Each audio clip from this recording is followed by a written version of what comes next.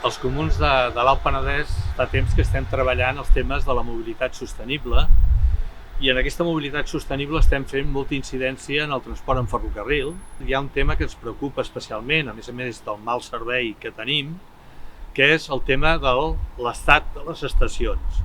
Tenim 5 estacions i el seu estat, de la majoria d'elles, és lamentable. A Gelida volem unes estacions dignes, unes estacions que tinguin una possibilitat de poder anar d'un andant a l'altre d'una manera digna, no amb un muntacàrregues que no funciona mai. No funcionen les pantalles, no tens informació de quant temps tardarà en arribar un tren i sobretot també a part la inestabilitat i mal funcionament d'horaris de trens que desapareixen, que arriben 20 minuts tards.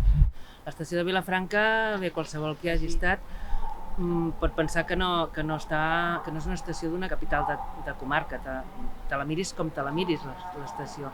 No és una estació gens acollidora, l'accessibilitat està bastant compromesa. L'estació de Sant Sadurní crec que és un cas bastant greu, també, perquè a l'estació de Sant Sadurní els trens en les dues direccions, cap a Tarragona i cap a Barcelona, passen per l'andana central.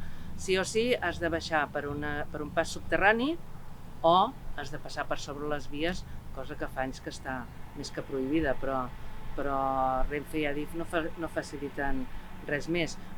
Per tant, hem pensat que seria bo una campanya específica per demanar unes estacions dignes, una campanya en la qual volem que s'impliqui la majoria de la ciutadania que pateix aquesta situació. Per això hem creat una web, estationsdignes.cat.